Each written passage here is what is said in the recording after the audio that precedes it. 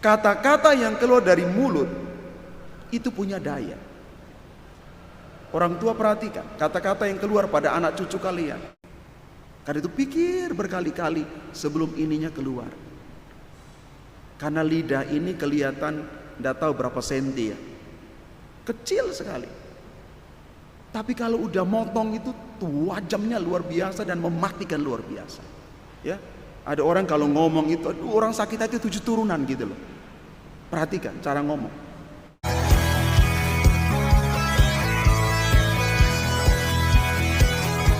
Bapak Ibu, saudara dan saudari, umat Tuhan yang terkasih,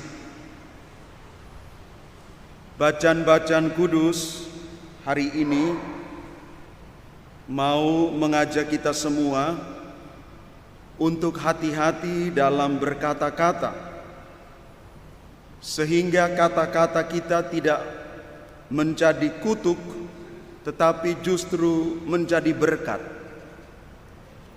Verbum jadi evangelikum, verbum yang adalah kata menjadi warta gembira,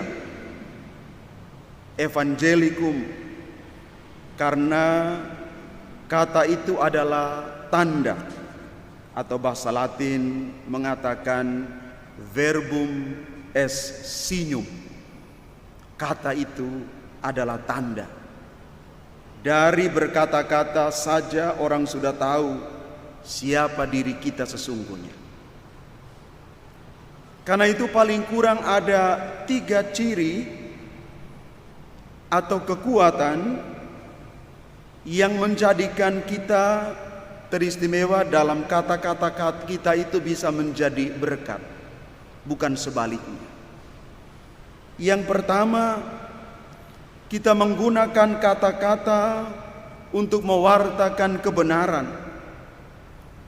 Santo Yohanes Paulus II, dia katakan begini, iman dan akal budi itu seperti 2 sayap jiwa manusia yang membawa kita terbang semakin tinggi menuju kepada kebenaran.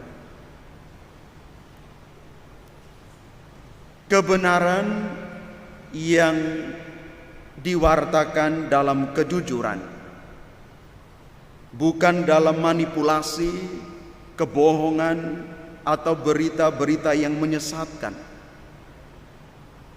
Yang kedua, sabda Tuhan minta kita untuk lebih banyak mendengar daripada didengar.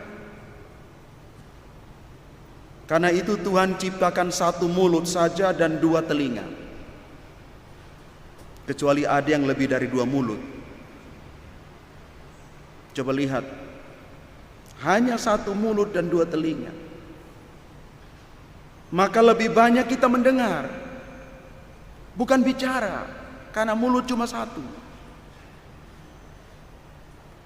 Kadang-kadang kalau banyak bicara, banyak omong kosongnya biasanya. Kalau makin banyak bicara itu nanti kerjanya kelihatan. Kelihatan sekali waktu di kerjanya gitu, di ujungnya. Saya selalu lihat biasa di ujungnya. Yang banyak sekali memberikan konsep macam-macam, itu biasanya hanya 2 saja. Tidak muncul atau datang telat. Tapi bicaranya luar biasa, konsepnya luar biasa. Kita harus begini, kita harus begono macam-macam. Tapi nanti lihat di ujung-ujungnya. Yang pelit bicara biasanya aktif. Saya tidak tahu Suverdia, Surabaya, Malang, mudah-mudahan tidak. Karena itu hanya 1 mulut 2 telinga, mendengarkan dengan telinga hati.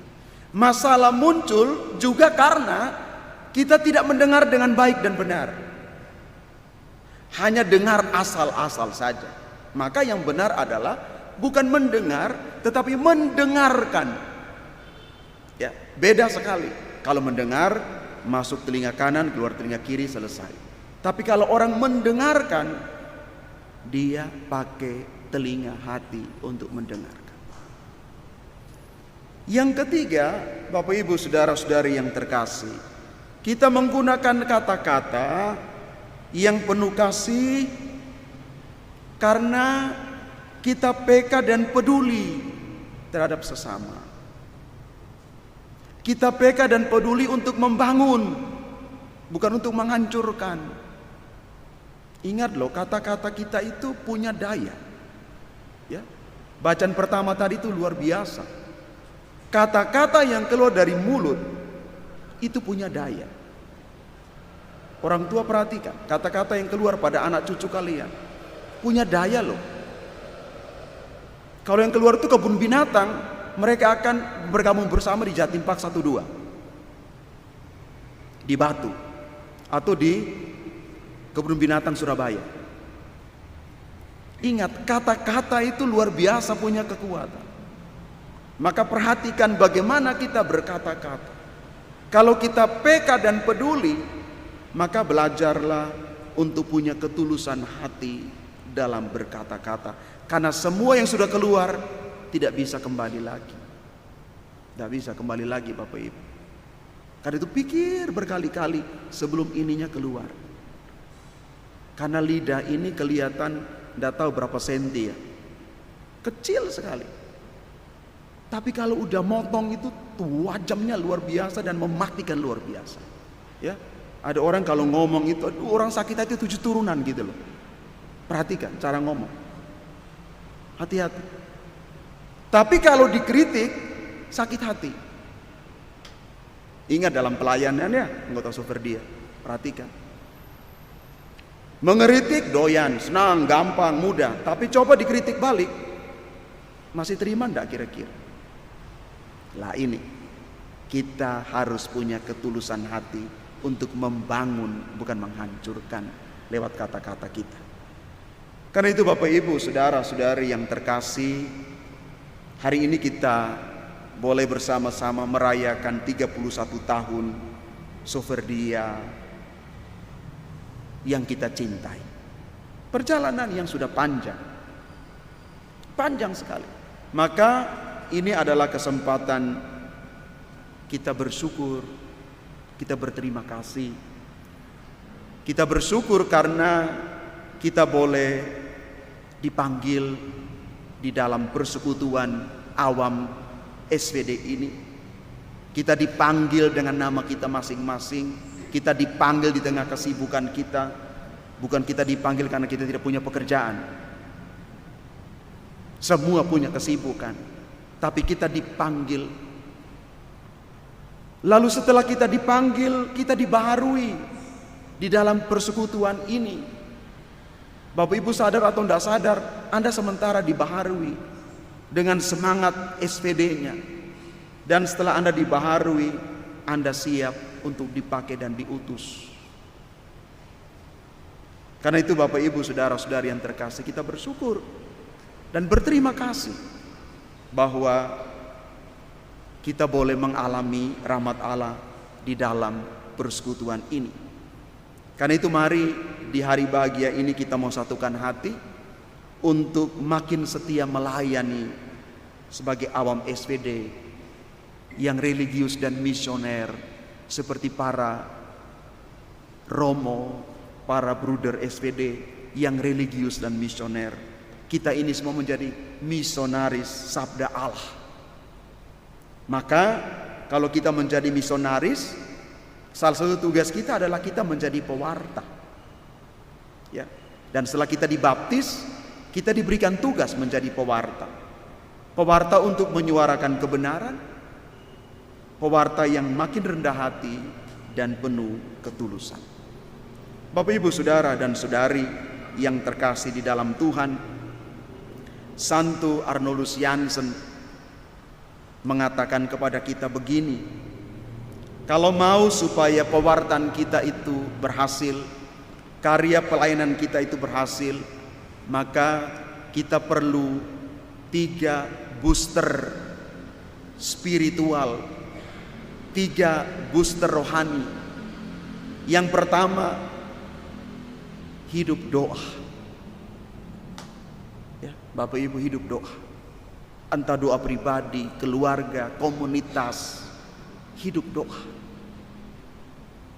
Yang kedua adalah kekuatan dari sabda Allah. Baca firman. Karena Bapak Ibu adalah anggota awam SPD. Kitab suci. Baca kitab suci. Tebal ya. Baru halaman kedua sudah migren ini kayaknya sudah. Baca dulu. Ya. Ambil dan baca. Mengerti tidak mengerti baca. Menarik sekarang di zaman luar biasa serba canggih ini. Di dalam HP pun semua sudah ada di sana. Baca. Setiap hari coba niatkan satu bab. Siapa yang sudah baca seluruh isi kitab suci? Dari perjanjian lama sampai baru, Kejadian sampai Wahyu. Ayo. Ayo. Masih ingatkan kunjungan dari Roma kemarin? Minta kita baca kitab suci. Itu Diakon Joan dan Diakon Konrad. Hari pertama masuk novisiat, saya beri tugas. Kan dulu magister mereka tuh, pimpinan mereka tuh. Hari pertama mulai start baca dan ringkas kitab suci sampai selesai. Sebelum masuk tahun kedua sudah selesai. Kalau tidak selesai, jelas pulang. Pulangkan saja, pulang. Karena you kan serikat sabda Allah. Kalau serikat sabda Allah tidak baca kitab suci bagaimana? Lah coba awam sekarang coba Bapak Ibu. Sekarang Anda lihat coba sekarang banyak muncul di media sosial macam-macam orang merongrong iman Katolik. Kenapa? Karena kita tidak punya dasar kitab suci yang kuat. Kalau orang punya dasar kitab suci yang kuat, dia tidak akan goyah. Tidak perlu murtad dan lain-lain, tinggalkan Tuhan. Itu booster kedua, baca kitab suci. Dan yang terakhir itu adalah yang rohani ya, misa kudus, ekaristi. Ekaristi puncak dari seluruh hidup iman, jantung hidup gereja.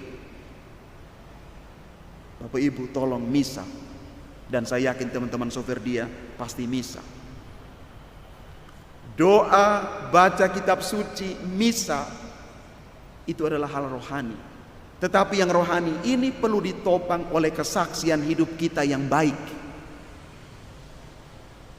Kalau kita berdoa, baca kitab suci, misa, tapi kalau kesaksian hidup kita tidak benar, maka kata-kata yang tadi saya katakan di awal tidak ada guna apa-apa. Karena itu baik Bapak Ibu, saudara-saudari yang terkasih, hari ini adalah kesempatan kita bersama-sama bersyukur, berterima kasih, tapi juga sekalian evaluasi diri kita. Bagaimana kita sebagai anggota Soferdia bertumbuh, berkembang di dalam iman, di dalam pelayanan dengan semangat Santo Arnoldus Jansen. Tuhan memberkati kita.